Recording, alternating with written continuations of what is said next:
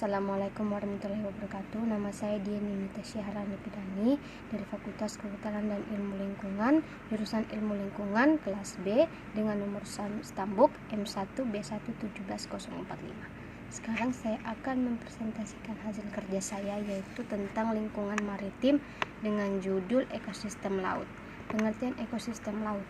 Ekosistem merupakan penggabungan dari setiap unit biosistem yang melibatkan interaksi timbal balik antara organisme dan lingkungan fisik sehingga aliran energi menuju kepada suatu struktur biotik tertentu dan terjadi suatu siklus materi antara organisme dan anorganisme.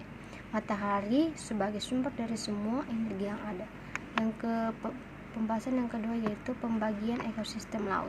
Pembagian ekosistem laut berdasarkan kedalamannya. Yang pertama itu litoral atau daerah pasang surut. Daerah litoral adalah daerah yang langsung berbatasan dengan darat, radiasi matahari. Yang kedua itu daerah neritik. Daerah neritik merupakan daerah laut dangkal. Daerah ini masih dapat ditembus cahaya sampai ke desa. Yang ketiga itu daerah batial atau daerah remang-remang. Kedalamannya antara 200 sampai 2000 meter. Sudah tidak ada produksi hewannya berupa nekton. Yang keempat itu daerah abisal. Daerah abisal adalah daerah laut yang kedalamannya lebih dari 2000 meter. Daerah abisal ini dibagi menjadi 3 daerah atau wilayah, yaitu wilayah fotik, yakni bagian laut yang bisa tembus dengan cahaya. Yang kedua itu wilayah twilight, adalah titik remang-remang yang minim cahayanya. Yang ketiga itu wilayah afotik, adalah titik di mana tidak ada sama sekali cahaya matahari. Pembahasan yang ketiga itu penyebab ekosistem laut tercemar itu ada beberapa.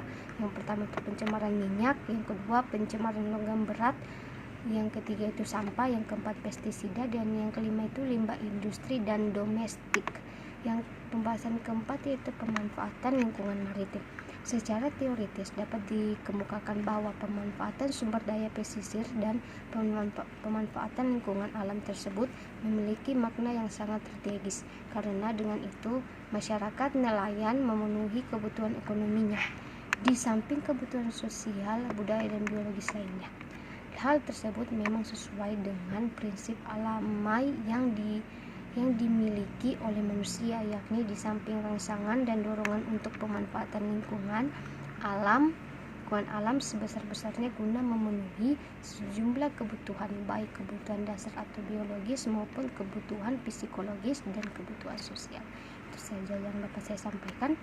Saya akhiri dengan ucapan Assalamualaikum warahmatullahi wabarakatuh.